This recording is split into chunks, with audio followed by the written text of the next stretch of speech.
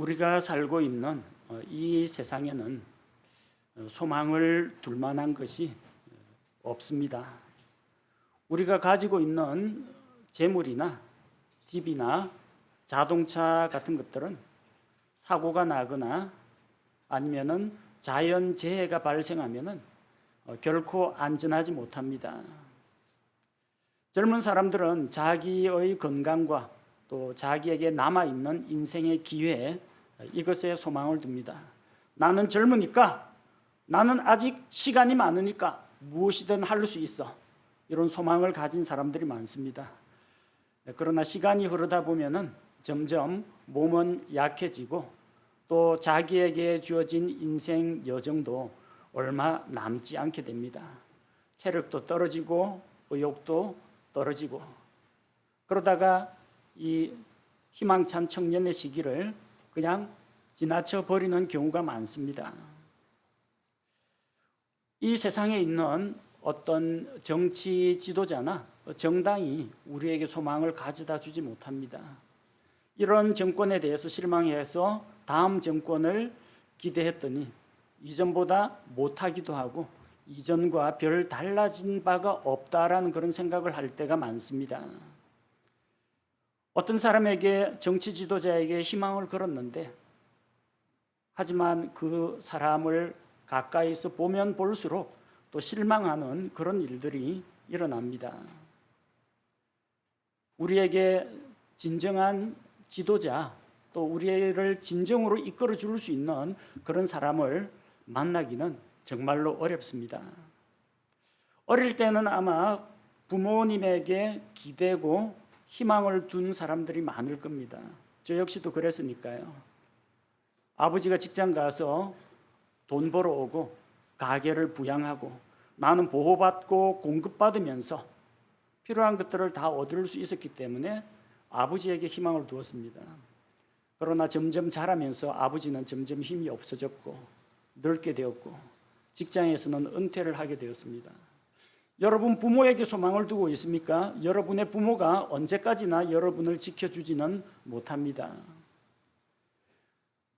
나이 드신 분들은 내가 이렇게 고생해서 자녀들을 잘 키워놨으니 이제 나의 노후는 희망이 있다. 자녀들에게 은근 기대를 거는 분들도 더러 있습니다. 물론 효자 효녀들 많습니다. 부모님 잘 모시는 분도 많습니다. 그러나 한 가지 우리가 기억해야 할 것은 자녀들은 언제나 내 품 안의 자식은 아니라는 겁니다. 언젠가는 날개를 달고 자기 짝을 찾아서 날아가고 독립된 가정을 이루어야 할 사람들입니다. 그래서 자녀들에게 지나치게 기대하지 않는 것이 좋습니다. 그죠? 자녀들이 하나님을 믿는 신앙 가운데에서 하나님께서 보여주시는 바른 길을 따라서 잘 나아갈 수 있도록 도와주는 것이 부모의 책임입니다. 이 땅에 우리에게 진정으로 기댈 만한 것, 우리에게 정말 기쁨과 만족을 주는 것, 우리에게 미래에 정말 든든한 보장이 되는 것은 없습니다. 이 땅에는 없습니다. 사람 가운데 없습니다. 세상에 있는 물질 가운데 없습니다. 우리는 기댈 곳이 없습니다. 이 세상 살아가면서 여러분은 소망을 가지고 살아갑니까? 무엇을 기대하고 무엇을 바라보며 무엇을 믿고 의지하며 살아갑니까? 이 세상은 우리에게 아무런 희망이나 소망을 줄 수가 없지만 성경은 우리 그리스도인들에게 가장 확실하고 굳건한 소망이 있다는 사실을 보여주고 있습니다.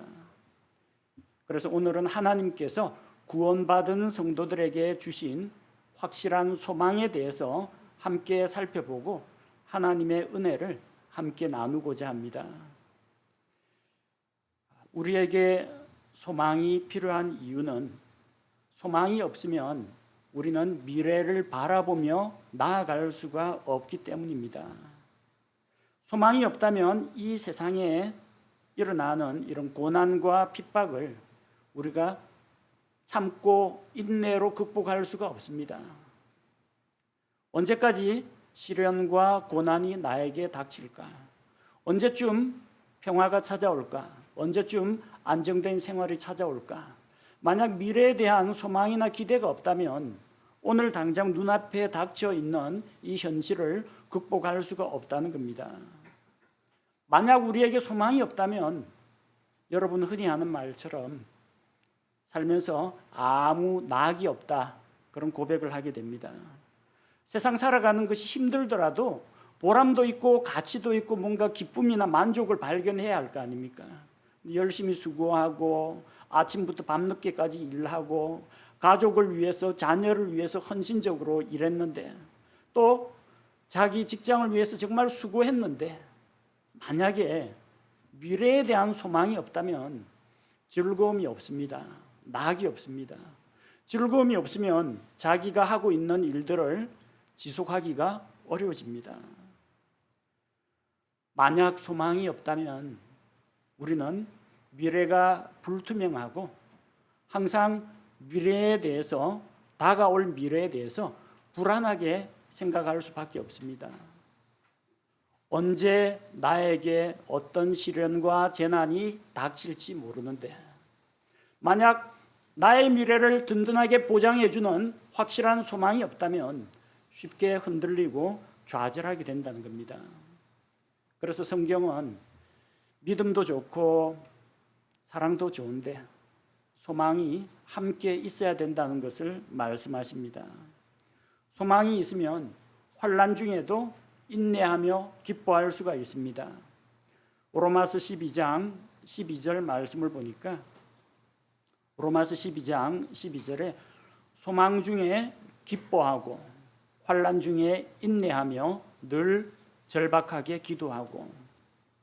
소망이 있으면 기쁨이 있습니다. 지금 당장은 힘들고 어렵고 괴롭고 귀찮고 짜증나지만 미래에 나에게 어떤 희망, 소망이 있다면 그걸 극복할 수가 있습니다.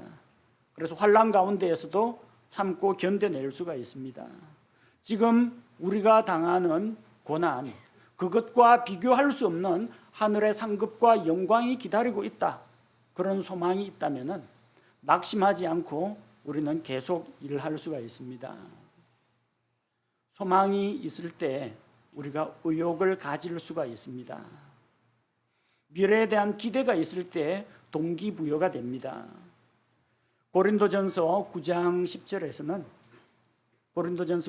10절에서는 우리 소망에 대해서 이렇게 이야기합니다.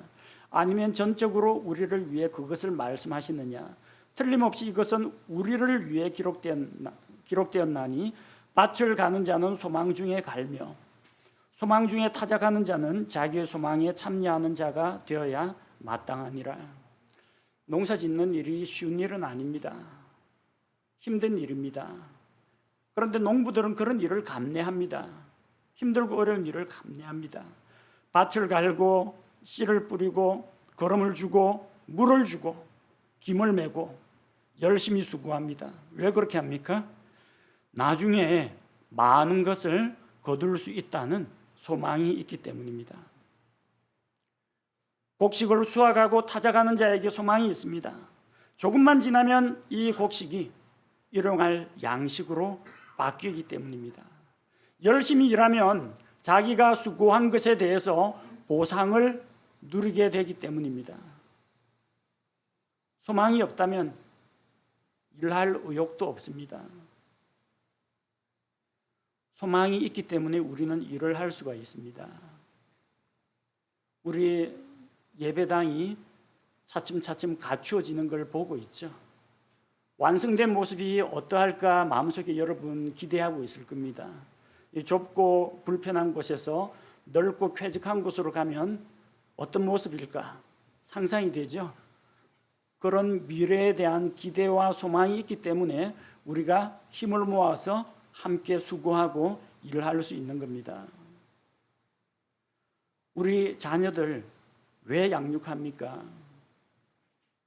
강아지면 차라리 말이라도 잘 듣는데 왜 이 말 안 듣는 자녀들 포기하지 않고 끝까지 붙잡고 기도하고 우리 소망을 두고 있습니까?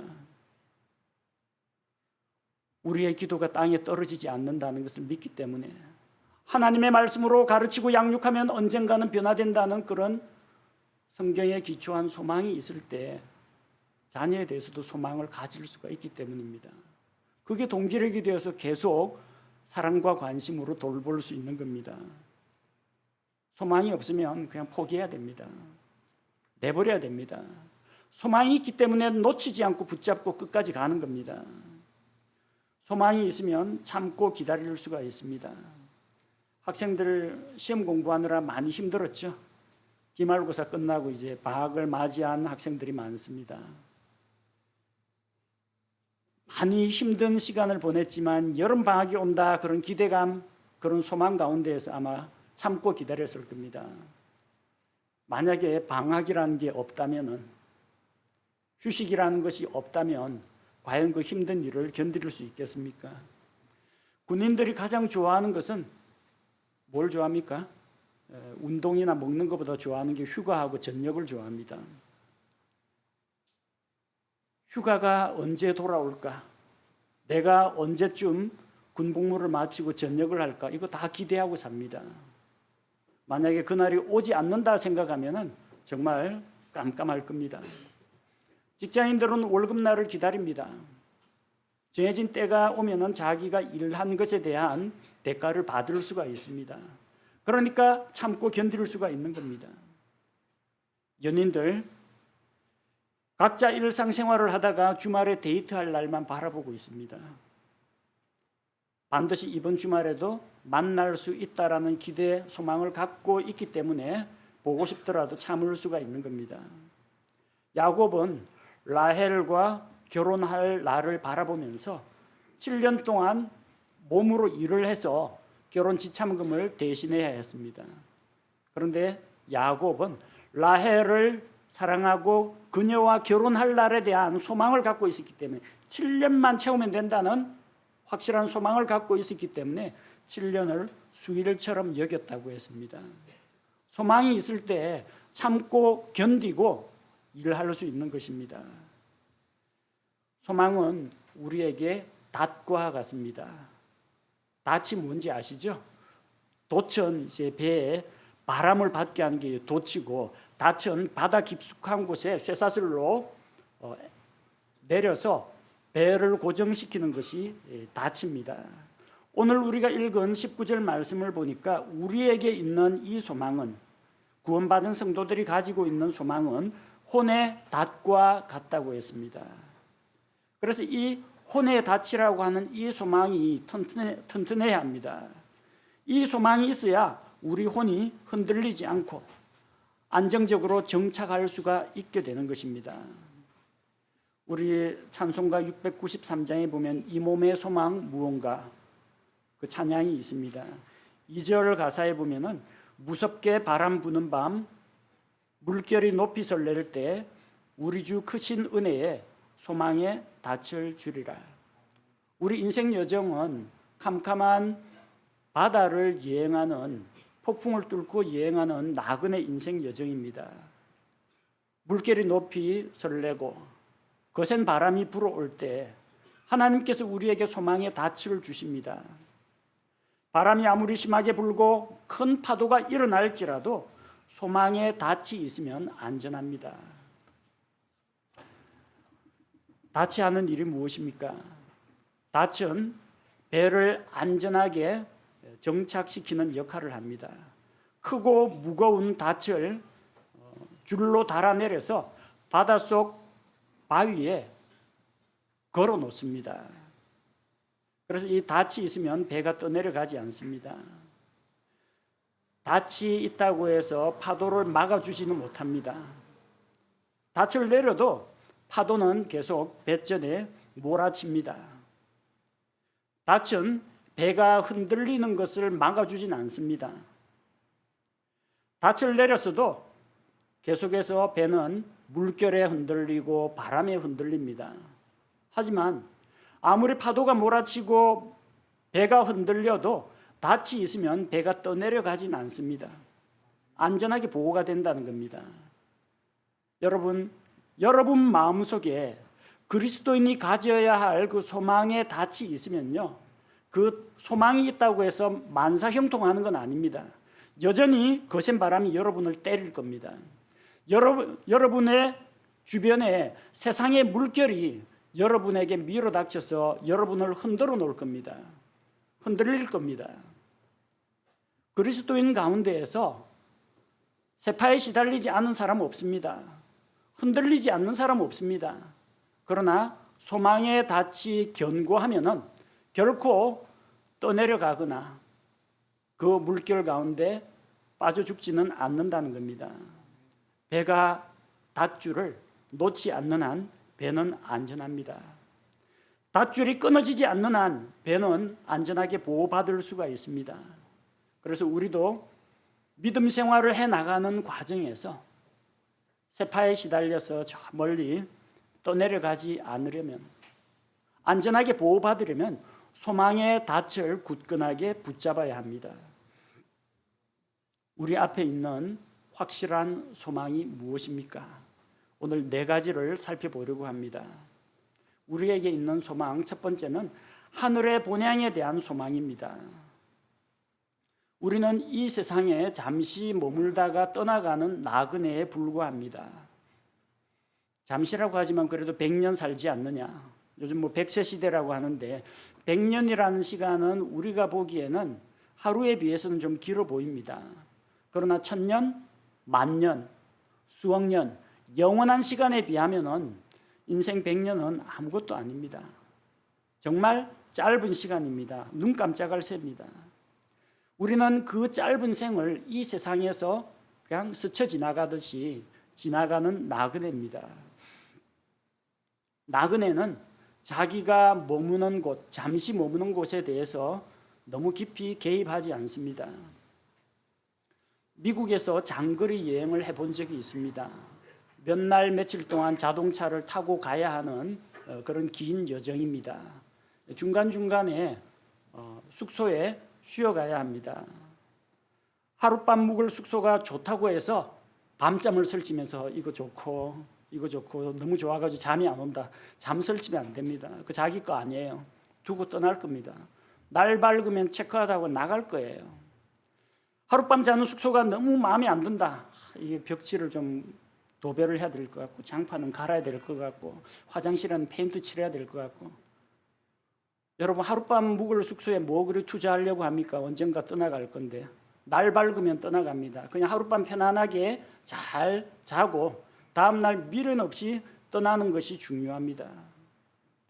이 세상 100년을 채 못 사는 우리 인생 가운데에서 우리는 너무 이 땅에 많은 것을 투자하고 이 땅의 일에 너무 많이 개입하진 않는지 한번 돌아볼 필요가 있습니다. 잠시 머무는 이 세상이 주는 즐거움에 도취해가지고 길 떠날 생각을 버리고 몇 날 며칠간 계속 묶여 있는 것은 어리석은 일입니다. 이 세상에서 잠시 받고 있는 그 고난으로 인해서 좌절하고 절망할 필요가 없습니다. 언젠가 이 세상에 나를 얽어매고 있는 일들, 나를 괴롭게 하는 많은 일들, 내 무거운 짐과 수고는 언젠가는 내려놓고 언젠가는 하늘 본향으로 가게 될 것이기 때문입니다. 우리는 잠시 머무는 세상이 아니라 하늘에 있는 영원한 처소, 영원한 본향에 우리 관심을 두어야 합니다. 히브리서에 기록되어 있는 믿음의 조상들은 나그네 생활을 하면서 하늘의 본향에 소망을 두고 살았습니다. 히브리서 11장 16절 말씀을 보니까 히브리서 11장 16절에는 이제는 그들이 더 좋은 본향을 사모하니 곧 하늘의 본향이라. 그러므로 하나님께서도 그들의 하나님이라 불리는 것을 부끄러워하지 아니하시나니 그분께서 그들을 위하여 한 도시를 예비하셨느니라. 사람의 손으로 짓지 아니한 도시가 있습니다. 하나님께서 자기를 믿는 자들을 위하여 예비하신 한 거룩한 도시가 있습니다. 이 세상이 아니라 우리가 영원히 거할 처소를 바라보아야 합니다. 그들은 고향이 제각기 달랐습니다. 아브라함은 갈대아 우르에서 떠나서 가나안 땅으로 왔습니다. 가나안 땅에서 태어난 사람도 있습니다. 이삭이나 야곱은 거기에서 났습니다. 야곱이 식구들을 데리고 이집트로 피난을 갔는데 이집트에서 태어난 자도 있습니다. 모세나 아론이나 다 거기서 태어났습니다. 어떤 사람은 고향이 갈대아 우르 바빌론이고 어떤 사람은 가나안 땅입니다. 어떤 사람은 이집트입니다. 또 어떤 사람은 바빌론 포로로 사로잡혀 갔다가 포로 생활 가운데 태어난 사람도 있습니다. 제각기 고향이 달라요. 그러나 그들 가운데 어느 누구도 이 땅에 있는 고향을 사모한 사람은 없습니다. 아브라함이 가나안 땅에서 살면서 가나안 땅에서 정착해서 살면서 자기가 떠나온 저 바빌론 우상 숭배의 도시를 그리워해 본 적은 한 번도 없습니다. 이집트를 떠나온 이스라엘 백성들, 여호수아가 이끄는 그 군대, 이집트의 그 힘든 노역과 이방 민족에 대한 차별 같은 것들을 그리워해서 다시 이집트로 돌아가고자 그런 마음 품지 않았습니다. 다시 돌아가자 하던 사람들은 광야에서 죽었고요. 바빌론 페르시아에서 바빌론 지역에서 살고 있던 사람들, 페르시아 왕 고레스의 칙령으로 해방이 되어 가지고 갔습니다. 물론 하나님의 백성 가운데 어쩌면은 그들 가운데에도 바빌론 페르시아에 뿌리 내리고 살았던 사람도 아마 있을 겁니다. 그러나 포로 생활을 마치고 돌아와서 예루살렘 성전을 짓고 예루살렘 성벽을 건축하고 다시 하나님의 이름을 부른 사람들 가운데는 바빌론 포로 시절이 참 좋았지, 그런 옛날 향수에 빠진 사람은 없습니다. 하나님의 백성은 자기가 태어난 곳, 이 땅의 고향을 사모하지 않고 하늘의 본향을 바라보았습니다. 땅에서는 나그네와 순례자로 사는 생활을 즐겼습니다. 그들의 본향은 하늘에 있었습니다. 우리는 하늘의 본향에 대한 소망을 가져야 합니다. 땅의 것에 집착하지 말고 위에 있는 하늘의 소망을 두고 하늘을 바라봐야 합니다. 여러분 하루에 하늘 몇 번씩이나 바라봅니까? 사무실 근무하시는 분은 아마 하늘 볼 일이 별로 없을 겁니다. 집 안에서 방콕 하시는 분들, 방학했다고 밖에 안 나오고 집에만 사는 학생들은 하늘을 볼 일이 별로 없을 겁니다. 근데 사람은 가끔 하늘을 봐줘야 됩니다. 하늘을 보고 하늘에 대한 소망을 키워야 합니다. 돼지는 하늘을 볼 수 없다고 합니다. 돼지는 토굴성 짐승이라고 해서 땅을 팝니다. 감자든 무든 고구마든 땅을 파헤칩니다. 돼지는 고개를 들어 올릴 수가 없습니다.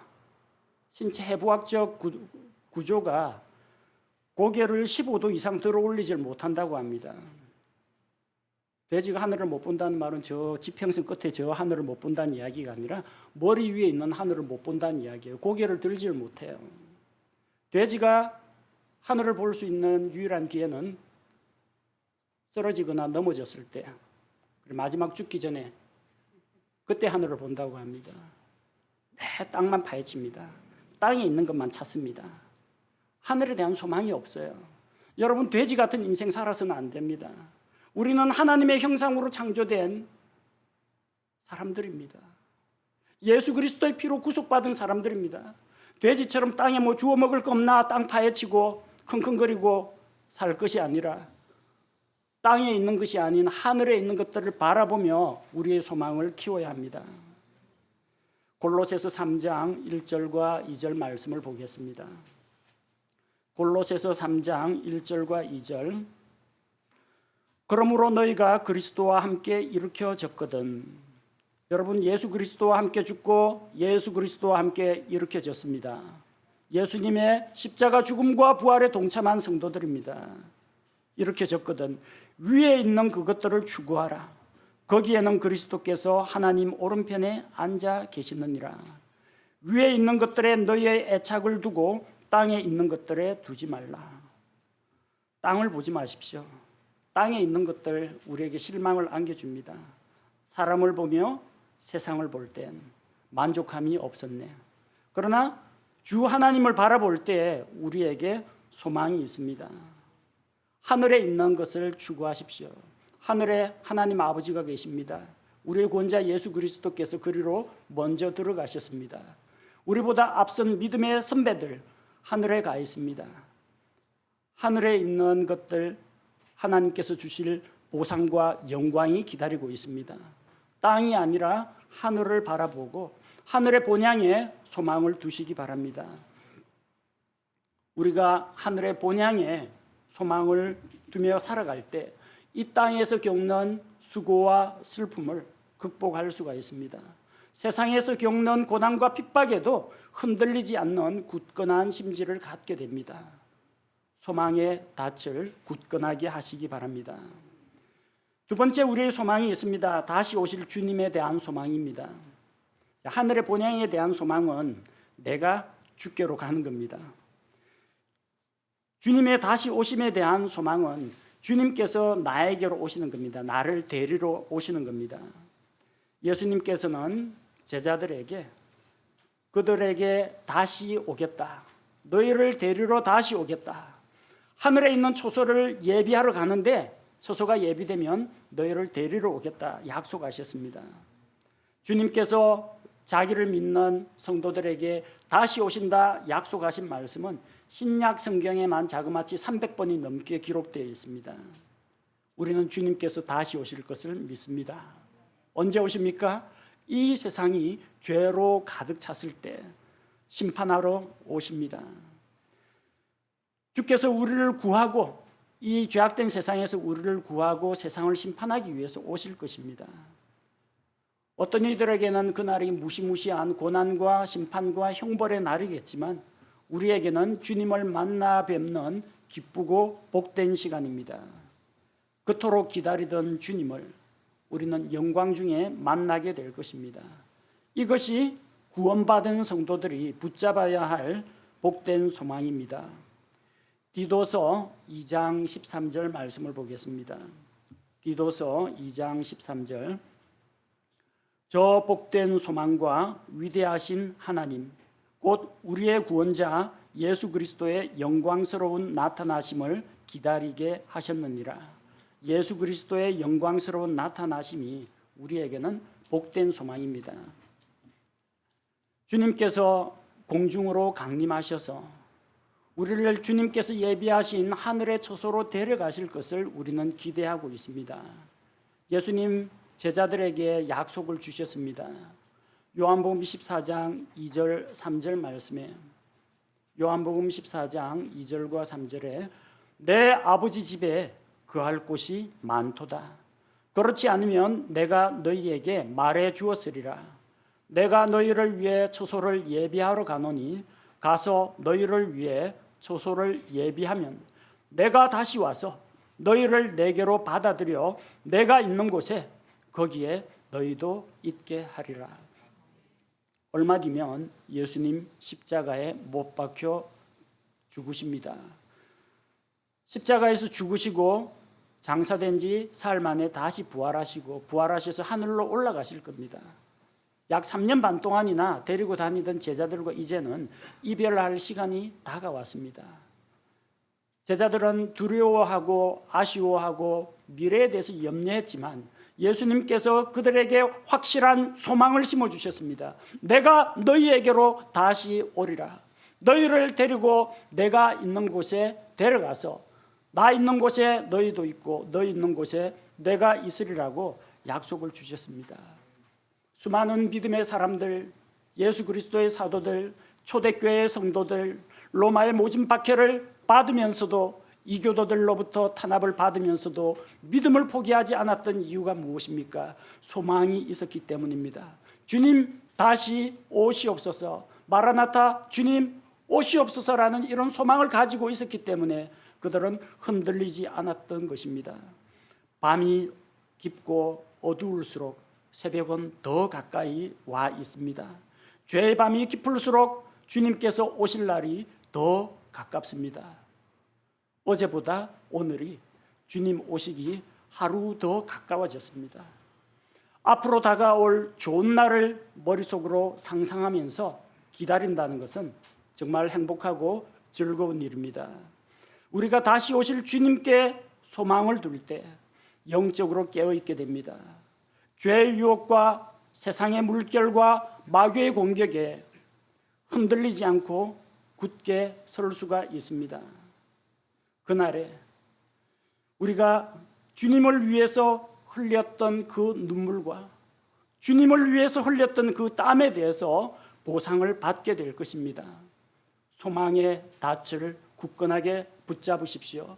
우리 주님 우리에게로 다시 오십니다. 세 번째 우리가 붙잡아야 할 소망이 있습니다. 몸의 부활에 대한 소망입니다. 예수 믿고 구원받아 영원한 생명을 얻는다라는 말을 들었는데 별 실감이 안 납니다. 왜냐하면 우리의 혼이 지옥 형벌에서 구원받았는데 실감이 안 나요. 당연하죠. 지옥에 안 들어갔으니까. 앞으로도 영영 안 들어갈 거니까 지옥 형벌에서 구원받았다는데 좀 실감이 안 납니다.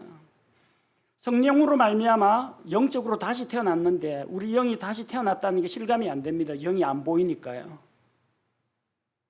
근데 유독 눈에 띄는 게 영혼, 몸 가운데 몸입니다. 몸 구원받았다는데 예수 믿기 전이나 믿은 후나 별 달라진 게 없어요. 시간이 흘렀으니까 몸은 점점 쇠약해집니다. 예수님 믿었다고 했는데도 코로나 걸립니다. 예수님 믿었는데도 교통사고 당하고 예수님 믿었는데도 뼈 부러지고 몸에 상처가 납니다. 잘 실감이 안 나요. 영과 혼과 몸이 구원받았다는데 우리 몸은 아직까지 완전한 구속을 받지 못했습니다. 현재는 우리가 늙고 쇠하고 병들고 부서지기 쉬운 이 육신, 물질로 구성된 이 육신을 입고 있기 때문입니다. 그러나 이 몸도 구속을 받을 때가 오게 됩니다. 주님 다시 오실 때, 우리 몸이 죽었던 몸이 변화될 때, 살아서 주님 오시는 것을 만난 자는 몸이 거룩하고 영화롭게 변화되어서 현재의 몸이 아닌 영화로운 몸으로 변화될 소망을 우리가 가지고 있습니다. 우리만 이런 소망을 가지고 있는 게 아닙니다. 아브라함과 거의 동시대 인물이라고 할 수 있는 욥도 부활의 소망, 몸의 부활에 대한 소망을 품었습니다. 고난 중에 있던 욥은 만신창이가 되었습니다. 자기 사랑하는 아들, 딸 잃어버리고 재산은 다 빼앗기고 몸에는 중한 병이 들어가지고 고름이 줄줄 흘러내리고 벽돌 조각을 가지고 몸을 긁고 있는 그런 상태입니다. 얼마나 비참한 육신입니까? 그런데 욥은 소망이 있었습니다. 욥기 19장 25절 26절 말씀을 보면 욥기 19장 25절과 26절에 내가 알거니와 내 구속자께서 살아계시고 또 마지막 날에 그분께서 땅 위에 서시리라. 욥의 구속자가 누굽니까? 구속자는 한 분 예수 그리스도 이외에는 없습니다. 예수님께서 땅 위에 서실 때가 언제입니까? 베들레헴 마구간에서 예수님 누워 계셨고 조금 성장해가지고 아장아장 걸어 다닐 때입니까? 그때가 아닙니다. 예수님께서 다시 오셔서 이 땅에 서실 때가 있습니다. 주님의 지상 재림 때입니다. 내 살갗의 벌레들이 이 몸을 멸할지라도 내가 여전히 내 육체 안에서 하나님을 보리라. 개역 성경에는 이 부분이 내가 육체 밖에서 하나님을 본다고 되어 있습니다. 욥의 본체, 욥의 혼, 욥의 인격이 육체 밖에서, 그러니까 뭡니까? 헛개비나 유령처럼 둥둥 떠다니면서 육체 밖에서 하나님 본다고 했어요. 그런데 성경 킹제임스 성경에는 내가 육체 안에서 하나님을 보리라. 욥은 현재 온몸이 피고름 투성이의 만신창입니다. 그런데 내 살갗의 벌레들이 이 몸을 멸할지라도 내가 죽어 시체가 되어가지고 땅에 있는 벌레들이 내 육신을 다 갉아먹고 박테리아가 이걸 다 분해할지라도 내가 여전히 육체를 입고 육체 안에서 하나님을 본다고 했습니다. 욥은 몸의 부활을 믿었습니다. 벌써 그 오래전 구약시대 성도인데 몸의 부활을 믿었습니다. 그리고 실제로 예수님 오실 때 욥도 몸의 부활을 경험하게 될 겁니다. 우리도 같은 소망을 가지고 있습니다. 죽은 자들의 부활을 우리는 믿고 있습니다. 사도행전 24장 15절 말씀해 보니까 사도행전 24장 15절은 바울이 자기가 가지고 있는 소망에 대해서 사람들 앞에서 변론하는 내용입니다. 또 그들도 스스로 인정하는 바 하나님을 향한 소망을 내가 가졌으니 그것은 곧 죽은 자들의 부활, 즉 의로운 자들의 부활과 불의한 자들의 부활이 있으리라는 것이니라. 의로운 자는 생명의 부활로 나아올 것입니다. 불의한 자는 심판의 부활로 나아오게 될 것입니다. 우리의 삶이 이 세상에서 살아가는 잠시뿐이라면 우리는 세상에서 가장 불쌍한 자가 될 겁니다. 예수님 믿기 때문에 못하는 일들이 너무나 많습니다. 참고 절제하고 깨어있고 세상과 구별된 삶을 사느라고 그렇게 애를 썼는데 죽고 나면 시체돼가지고 그걸로 끝이다 그러면 얼마나 허망하겠습니까? 그러나 우리의 믿음이 헛되지 않은 것은 부활에 대한 소망이 있기 때문입니다. 우리 주 예수님께서 사흘 만에 다시 살아나심으로 말미암아 잠자는 자들의 첫 열매가 되셨습니다. 부활의 첫 열매가 되셨습니다. 예수 그리스도와 연합한 우리 역시 예수님과 함께 부활할 것을 믿습니다. 지금은 병들고 다치고 늙고 죽어가는 이 연약한 몸을 입고 있습니다. 투병 중이신 분들 계시고 연세가 많아가지고 계단 오르기 힘들어 하신 분도 계시고 저처럼 이렇게 눈이 안 좋아가지고 안경을 끼는 사람도 있고 신체적인 장애를 가지신 분들 많습니다. 소망이 어디 있습니까? 의학기술의 발달이 소망이 아닙니다. 내 인체의 장기 일부분을 다른 기계로 대체하는 게 소망이 아닙니다. 우리의 소망은 몸의 부활입니다. 늙지 않고 쇠하지 않고 죽지 않는 그 영광스러운 몸을 입게 될 그런 소망을 가지고 있습니다. 많이 힘드시지요? 피곤하지요? 안 먹으면 배고프고 마시지 않으면 목마르고 조금만 몸에 영양균형이 깨지면 몸에 이상이 생기고 이런 몸을 우리가 안고 살아가는데 여러분 힘들어도 조금만 참으십시오. 잠깐 후면 오실 분께서 우리에게로 오실 겁니다. 우리의 이 연약한 몸을 그분의 거룩하고 영화로운 몸처럼 변화시켜 주실 겁니다. 우리 몸의 구속을 기다리면서 몸의 부활에 대한 소망을 굳건하게 붙잡으시기 바랍니다. 네 번째로 그리스도인이 붙잡아야 할 확실한 소망이 있습니다. 영원한 생명의 소망입니다. 예수님을 믿고 구원받은 자는 이미 영원한 생명을 얻었습니다. 디도서 3장 7절 말씀을 보니까 디도서 3장 7절 이것은 우리가 그분의 은혜로 의롭게 되어 영원한 생명의 소망에 따라 상속자가 되게 하려 하심이라. 영원한 생명의 소망이 우리에게 있습니다. 영생이 무엇입니까? 영생은 유일하신 참 하나님과 하나님께서 보내신 자 예수 그리스도를 아는 것입니다. 하나님을 알고 예수 그리스도를 알아가는 것이 영원한 생명입니다. 예수 그리스도와 날마다 새 생명 가운데서 교제하는 삶이 영원한 생명입니다. 죽고 나서 나중에 영생을 준다는 게 아니라 예수님을 믿는 바로 그 순간에 영원한 생명은 이미 얻었습니다. 우리는 이 영원한 생명이 영원하다는 것을 믿습니다. 이 영원한 생명이 끊이지 않고 영존한다는 것을 믿습니다. 이 영원한 생명이 아무에게도 빼앗기지 않고 아무도 나에게서 빼앗아 갈 수 없다라는 것을 확신하고 있습니다. 우리는 이 영원한 생명에 대한 소망을 잃지 말아야 합니다. 우리가 이 세상에 살아가는 이 짧은 인생이 우리의 영원한 미래를 결정하게 될 것입니다. 살아있는 동안 예수 그리스도를 믿느냐 믿지 않느냐에 따라 두 갈래 길로 나뉩니다. 예수님을 믿어 자기 죄의 문제를 해결한 자는 영원한 천국이 약속되어 있습니다. 죽을 때까지 예수 그리스도를 받아들이지 않고 거부한 자는 영원한 지옥이 예비가 되어 있습니다. 살아있는 동안 현명한 선택과 결단을 내려야 합니다. 살아있는 동안에 예수님을 믿고 구원받아야 영원한 생명의 소망을 누릴 수가 있습니다.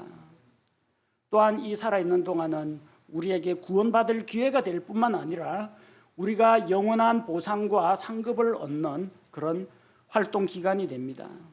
이 살아있는 동안을 내가 어떠한 삶을 살았느냐, 이 세상의 헛된 것들을 따라 살았느냐, 하나님께서 보여주신 영원한 가치 있는 것들을 위해서 나의 삶을 투자했느냐에 따라서 이 땅의 삶에 대해서 나중에 내가 영원한 세계에서 보상을 받는 판단 근거가 된다는 겁니다. 하나님을 위해 일하고 선한 믿음의 열매를 맺을 때에 우리는 하늘에서 보상을 받게 됩니다. 우리 인생은 이 땅에서의 삶으로 끝나는 것이 아닙니다.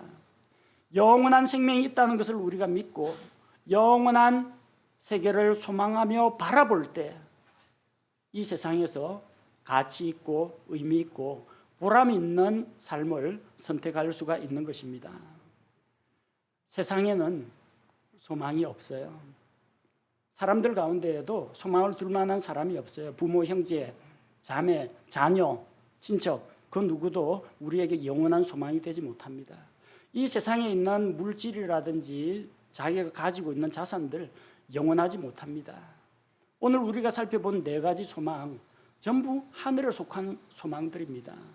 하늘의 본향에 대한 소망이나 예수 그리스도의 다시 오심에 대한 소망이나 또 몸의 부활에 대한 소망이나 영원한 생명의 소망, 이 모든 것들이 하나님께 속한 것이요 하늘에 속한 것입니다.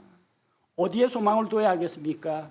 사람이나 땅에 속한 것이 아닙니다. 하나님과 하늘에 우리의 소망을 두어야 합니다. 시편 기자가 이렇게 고백했습니다. 시편 39편 7절 말씀입니다. 시편 39편 7절. 주여, 이제 내가 무엇을 기다리나이까? 나의 소망은 주께 있나이다. 동의하십니까? 우리의 소망은 주께 있습니다. 하늘에 있습니다. 우리는 하나님께 소망을 두어야 합니다. 이 세상이 아니라 하늘을 바라보아야 합니다. 돼지처럼 땅만 바라보고 땅만 파헤칠 게 아니라 하늘을 보고 하늘에 속한 것들을 추구해야 합니다. 이 세상에서 사는 땅에서의 짧은 인생이 아니라 앞으로 우리에게 펼쳐질 영원한 세계를 바라봐야 합니다. 천국 소망 굳건하게 붙잡으십시오. 주님 다시 오실 날에 대한 소망 굳건하게 붙잡으십시오. 부활에 대한 소망, 영생의 소망 굳게 붙잡으십시오. 이것이 혼의 닷과 같아서 여러분의 혼이 흔들리지 않도록, 여러분의 혼이 떠내려가지 않도록 여러분을 견고하게 지켜주고 보호하게 될 것입니다. 예수님께서 우리에게 주신 확실한 소망을 굳게 붙잡는 성도들이 되시기 바랍니다. 함께 기도하겠습니다. 하나님 아버지, 감사합니다. 이 세상에는 우리가 소망을 둘 곳이 없지만 오직 영원하신 하나님 그리고 영원한 하늘에 우리의 소망이 있다는 것을 말씀을 통해 보여주시니 감사드립니다. 소망이 없는 자와 같이 이 세상에서 마구잡이로 기분대로 살아가지 않게 하시고 우리에게 주신 소망에 깨어서 굳건하게 흔들리지 않게 견고한 신앙생활을 할 수 있도록 도와주옵소서. 하늘의 본향을 바라보면서 이 땅에 미련이나 애착을 두지 말게 하옵소서. 우리 주님 다시 오실 그날을 소망 중에 인내함으로 기다리게 하옵소서. 이 연약한 육신이 영광스러운 몸을 입을 것을 소망하게 하옵소서. 그리스도 안에 있는 영원한 생명을 누리고 영원한 생명의 소망을 우리가 굳게 붙잡게 하옵소서. 소망 가운데 우리가 흔들리지 않도록 하시고 믿음 가운데 굳건하게 세워지게 하시며 낙심하지 않고 인내함으로 주님의 일을 해나갈 수 있게 도와주옵소서. 한 소망 가운데 한 형제 자매가 된 우리 믿음의 식구들 주신 것 감사드립니다. 한 마음 한 뜻이 되어 같은 믿음과 같은 말씀과 같은 목표 그 가운데에서 같은 소망을 굳게 부여잡고 서로 세워주고 격려하며 앞으로 한 걸음씩 나아가게 하옵소서. 주님, 우리의 소망이 헛되지 않은 줄을 믿사오니 우리의 소망이 실현되는 그날까지 우리의 삶을 다스리시고 인도하옵소서. 예수님의 이름으로 기도합니다. 아멘.